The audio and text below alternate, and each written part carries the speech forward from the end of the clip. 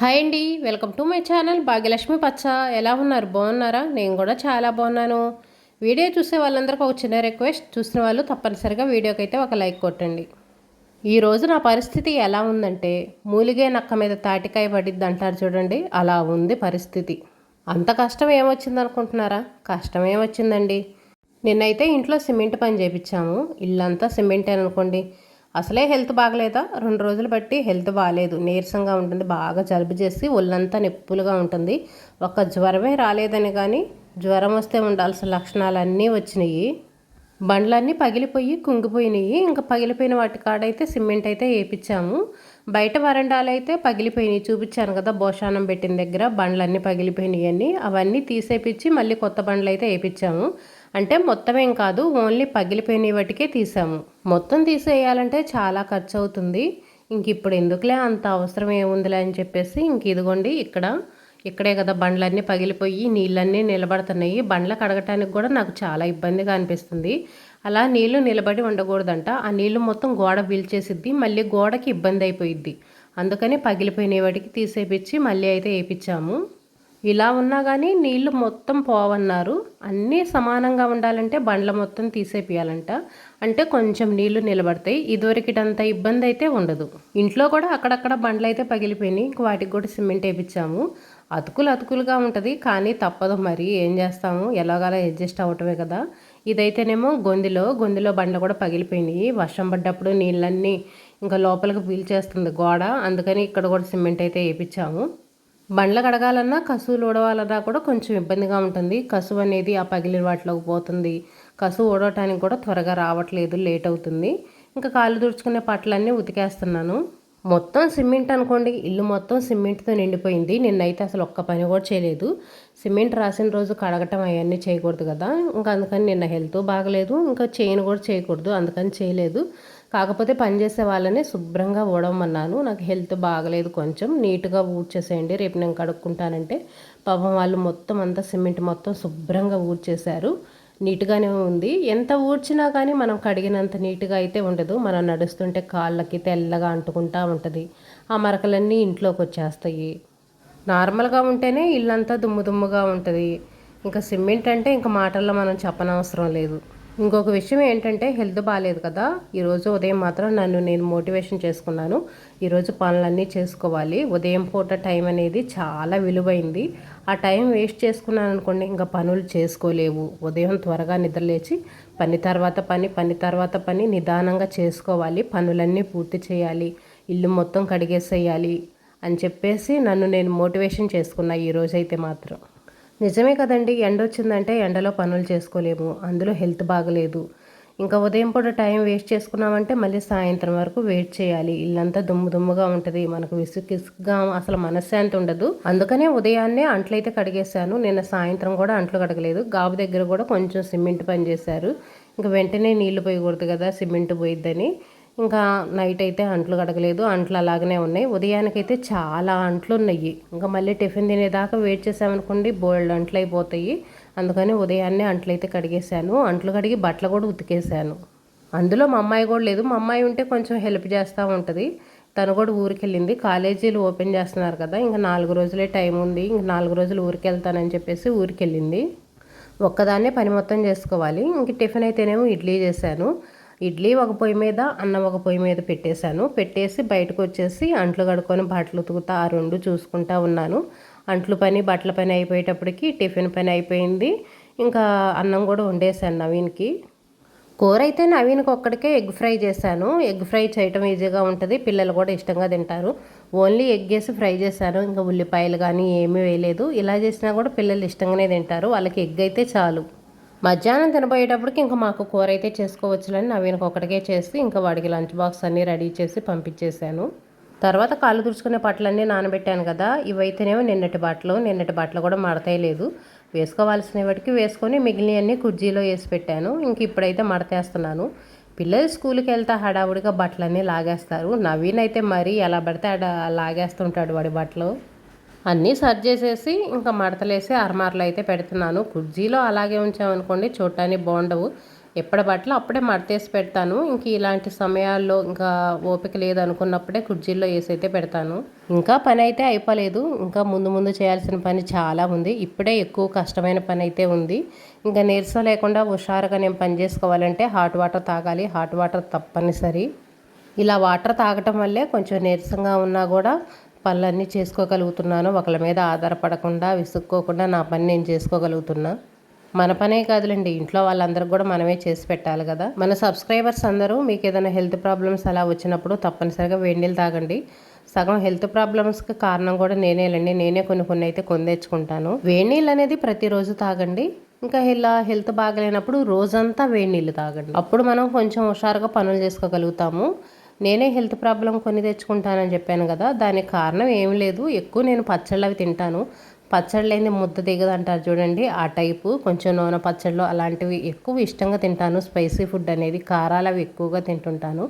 అందువల్లే ఎక్కువ వేడి చేయటం, జలుబు చేయటం, ఒళ్ళంతా నొప్పులుగా ఉండటం అలా ఎక్కువగా వస్తూ ఉంటుంది. కాకపోతే నాకు ఇష్టం ఇంకా అలా పచ్చళ్ళు తింటాం. పచ్చళ్ళు లేని ఇంకా నాకు తిన్నట్టు ఫీలింగ్ రాదు. పెరుగన్నం అది కూడా చాలా తక్కువగా తింటాను. మధ్యాహ్నం పూటే పెరుగన్నం తింటాం కానీ మళ్ళీ సాయంత్రం పెరుగన్నం తిన్నాం. అప్పుడప్పుడు మజ్జిగ తాగుతుంటాను. కడగటం అయితే ఇంకా మొదలుపెట్టాను. బయట వరండా అయితే కడుగుతున్నా. బయట వరండా గొంతులు ఇంక ఇంతవడిగా కడుగుతాను. ఇల్లు అయితే కడగను. ఇంట్లో అన్నీ అడ్డమడ్డంగా ఉన్నాయి. అవన్నీ తీసి కడిగే ఓపిక అయితే లేదు నాకు. అవన్నీ లాస్ట్లో అయితే ఇంకా కసూర్చి బండ్లు అయితే తుడిచేస్తా. ఎలాగో కడుగుతున్నా కదా అని కుర్జీలు అయితే కడిగేశాను. కుర్జీలకు కూడా బాగా దుమ్ము అయితే పట్టేసింది. 2 కుర్జీలు ఉన్నాయి కదా, 2 కుర్జీలు కడిగేశాను. తర్వాత తుడవాలి. కొంచెం పైన తడి ఆరిపోయిన తర్వాత అయితే తుడుస్తాను. ఇంకా మంచాలు ఉన్నాయి బయట వరండాలో. మంచాల కిందకి నీళ్లు పోతాయి అని చెప్పేసి వాటి కిందకు చిన్న చెక్క లాంటిది అయితే అడ్డం పెట్టాను. కొంచెం హైట్గా ఉంటాయి కదా, అప్పుడు నీళ్లు పోయినా కానీ ఇంకా మంచం కానీ క్లాత్ కానీ తడవకుండా ఉండిద్ది. బయట వరండాలో అక్కడైతే గోతం ఉంది. పిల్లల పాత బుక్స్ అయితే పెట్టి ఇంకా మూలన అయితే పెట్టేశాను. అదైతే తీయట్లేదు. దాని కిందకి నీళ్లు పోకుండా జాగ్రత్తగా అయితే కడుగుతున్నా. పాతిళ్ళతో ఇదే ప్రాబ్లం అండి. ఎప్పుడు ఏదో ఒక రిపేర్ చేయించుకుంటూ ఉండాలి. కొత్త ఇల్లు అయినా కానీ ఒక 10 సంవత్సరాలు పోయిన తర్వాత ఏదో ఒక రిపేర్లు వస్తూనే ఉంటాయి. ఒక 10 సంవత్సరాలు గట్టిగా రిపేర్ అనేది లేకుండా ఉంటుంది కానీ తర్వాత నుంచి చిన్న చిన్నగా ఏదో ఒక రిపేర్లు అయినా వస్తూనే ఉంటాయి. కొత్త ఇల్లు అయినా అంతే, పాత ఇల్లు అయినా అంతే. 10 సంవత్సరాలు పోయిన తర్వాత పెయింటింగ్లు పోతుంటాయి, అన్నీ నెరలిస్తూ ఉంటాయి. పాత ఇల్లులే స్ట్రాంగ్గా ఉంటున్నాయండి నిజం చెప్పాలంటే. ఇప్పుడు కట్టుకునే కొత్త ఇల్లులు అయితే కొంచెం అంతా పగిలినట్టుగా నెరలిచ్చినట్టుగా వస్తున్నాయి. మన కబోర్డ్స్ వాటికి కూడా ఎక్కువగా ఈ చెదలు రావటం, చెదపురుగు అనేది ఎక్కువగా వస్తుంది టేక వస్తువులకి. పాతకాలంలో కట్టిన ఇల్లులకైతే టేక వస్తువులకి వాటన్నిటికీ చెదపురుగు అనేది రావట్లేదు. కానీ కొత్తగా కట్టుకున్న ఇల్లులు వాళ్ళకైతే చెదపురుగు అనేది బాగా వస్తుందంట. వాళ్ళైతే సంవత్సరానికి ఒక్కసారి ఇంకా ఇలా ముందైతే కొట్టిస్తున్నారు. మాకైతే ఆ ఇబ్బంది లేదండి. బయట కిటికీ అను వాకిలు ఉన్నాయి కదా, అవైతే టేకయ్యేమాయి. టేకే అయినా కూడా ఇంతవరకు కొంచెం కూడా రిపేర్ రాలేదు. ఇప్పుడు దొరికే ఏ వస్తువైనా మొత్తం కల్తీ, స్వచ్ఛమైంది ఏది దొరకట్లేదు మనకి. పాత రోజుల్లో అయితే ఏ వస్తువైనా కూడా కల్తీ లేకుండా ప్రతి వస్తువు స్వచ్ఛమైన వస్తువు దొరికిద్ది మనకి. కల్తీ అయినా ఏదైనా సరే మనం కొనుక్కొని తప్పదు కదా. ప్రతి ఒక్క వస్తువు మనం ఇంట్లో తయారు చేసుకోలేము. ఎక్కడో చాట కొనుక్కొచ్చుకోవాల్సిందే. కొంచెం తెలిసిన వాళ్ళని తీసుకెళ్ళి మంచిది నాణ్యమైన వస్తువు తెచ్చుకోవటమే. ఇంకంతకంటే మనం ఏం చేయలేము. లోపల పంచ మొత్తం కడిగేశాను కదా, ఇంక ఇప్పుడు బయట అయితే కడుగుతున్నాను. నీళ్ళు అయితే ఇదివరకిట్లాగా నిలబడట్లేదురండి. కడగటానికి ఈజీగానే ఉంది.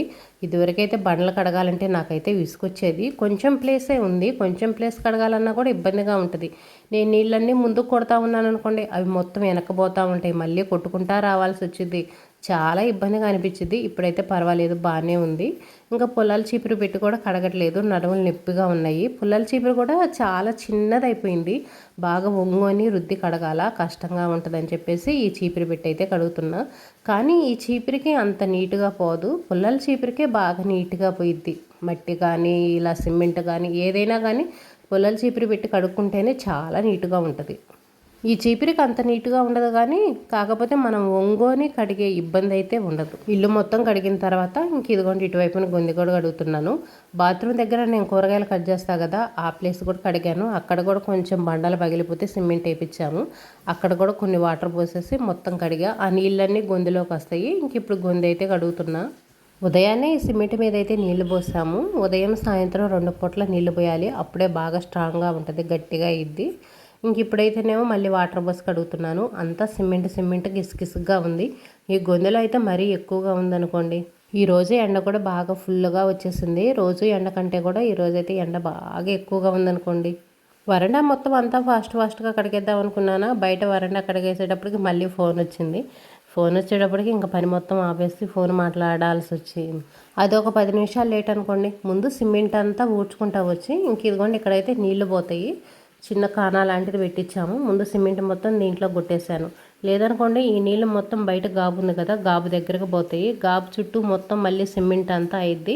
అందుకని అంతవరకు కొట్టుకుంటా పోవటం ఎందుకులే అని చెప్పేసి మొత్తం అయితే ఇక్కడ కొట్టేశాను. ఇదైతే మళ్ళీ తీసేసుకోవచ్చు కదా అని. అసలు ఒక పైపు ఉంటే పైపుతో మొత్తం వాటర్ పట్టేసి శుభ్రంగా కడుక్కుంటా రావచ్చు. కాకపోతే పైప్ అనేది లేదు.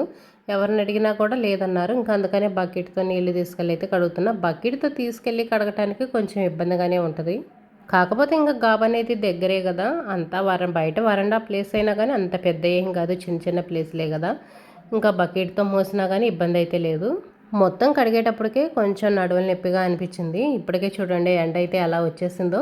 నీడ అనేది కొంచెమే ఉంది. గోడ దగ్గర నేను కూర్చున్నా కదా, ఆ ప్లేస్లోనే నీడ ఉంది. ఇప్పటికే 9:30 అయింది టైం. టిఫిన్ కూడా తినలేదు. ఇంకా కాళ్ళు తుడుచుకునే పట్లు అయితే మొత్తం ఉతికేస్తున్నాను. ఇవి ఉతికేసాను అనుకోండి ఇంకా బయటకు వచ్చి పని చేయాల్సిన అవసరం ఉండదు. ఇంకా పని మొత్తం ఇంట్లోనే కదా. ఇంకా పట్లన్నీ ఉతికేసి ఆరేసిన తర్వాత ఇంకా టిఫిన్ అయితే తిన్నాను. ఇడ్లీ చేశాను కదా టిఫిన్. ఇంకా ఇడ్లీ కొంచెం కారం వేసుకొని నెయ్యి వేసుకొని అయితే తిన్నా. చట్నీ అయితే చేయలేదు. నిన్నటి చట్నీ అయితే కొంచెం మిగిలింది. అది ఫ్రిడ్జ్లో పెట్టేసి నవీన్కైతే వేసాను. వాడైతే చట్నీ లేకపోతే అస్సలు తినకుండానే వెళ్ళిపోతాడు కానీ అస్సలు తినడు. దోశలు అలాంటివన్నా కొంచెం కారం వేసి ఉల్లిపాయలు వేసి ఇస్తేనన్నా తింటాడు కానీ ఇడ్లీ అయితే ఇంకా అస్సలు తినడు. ఇంక ఇల్లు మొత్తం నీట్గా అయితే కసువులు అయితే ఊడ్చేసాను. కసువులు ఊడ్చి ఇంకా బండ్లు తుడుచుకుంటా వస్తున్నా. ఫస్ట్ వంటగది అయితే తుడిచా. వంటగది తుడిచిన తర్వాత ఇంక ఈ గది అయితే తుడుస్తున్నా. ఈ 2 గదిలేలండి. ఇంకా మొత్తం వాటర్ పోసి కడిగేసాను కదా, ఇంకా అవైతే తుడవాల్సిన అవసరం లేదు. బయట పంచబటికి తుడిచాను. కడిగిన వెంటనే తుడిచా. కడిగి అలాగే ఉంచామనుకోండి మరకలు మరకలుగా ఉంటుంది, అంత నీట్గా ఉండదు చూడటానికి. అందుకని బయట పంచబటికి ఓన్లీ తుడిచేసాను. ఏం చేస్తాం, ఇంకా హెల్త్ బాగున్నా బాగుండకపోయినా తప్పదు కదా, మన పనులు మనం చేసుకోవాలి కదా, మన ఇల్లు మనం నీట్గా ఉంచుకోవాలి కదా. అంతా దుమ్ముగా ఉన్నా మనకు కూడా మనశ్శాంతిగా ఉండదు. ఆ దుమ్ము వచ్చిన కాడి నుంచి ఇంకా మనకి జలుబు అనేది ఎక్కువైపోయింది, దగ్గు అనేది వచ్చేసిద్ది. ఈ పని మొత్తం అయిపోయిన తర్వాత మళ్ళీ ఇంకా ఒకసారి అయితే వేడి నీళ్ళు తాగుతాను. కొంచెం హుషారుగా ఉంటుంది. మళ్ళీ పని చేసుకోవడానికి వంట చేయాలి కదా. ఉదయం కూర చేయలేదు కదా, మళ్ళీ కూర అయితే చేయాలి. ఈరోజు నా పనులు అయితే ఇలా ఉన్నాయి. వీడియో ఎలా ఉంది, నచ్చిందా లేదా అని కామెంట్ అయితే పెట్టండి.